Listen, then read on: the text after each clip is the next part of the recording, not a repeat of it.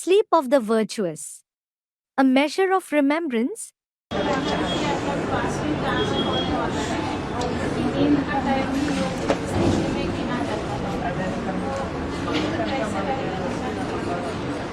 Student. The Brahmin children who pass with honor, their sleep is also counted in the Yog stage, meaning immersed in remembrance. How can they be recognized, Baba? बाबा ने एक मिसाल दिया, जो धंधाधोरी में रहने वाले होते हैं, जैसे कपड़े का व्यापारी है, सुबह 8 बजे ही जाके दुकान खोल देगा. Baba gave an example.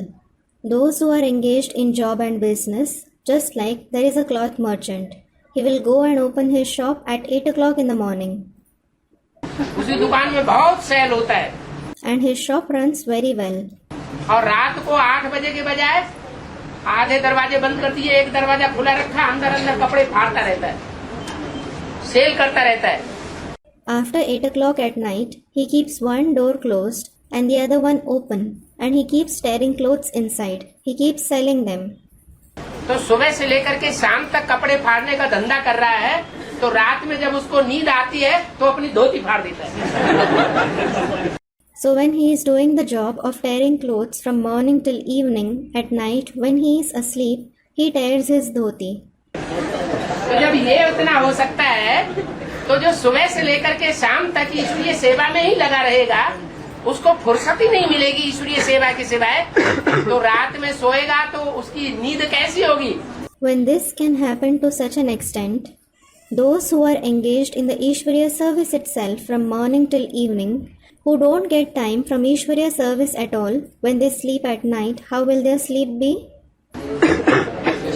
है? योगी सो सहयोगी. Yogi, so Sahayogi. जो योगी होगा वो क्या होगा? सहयोगी होगा. The one who is a yogi, what will he be? He will be helpful.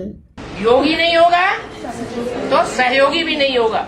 और किसका सहयोगी बनना है? If he isn't a yogi, he won't be helpful either. And whose helper do we have to become? बिंदी का. Ironically, off the point. नहीं बिंदी का. Students, no of Shiv Baba. Sarcastically, no of the point.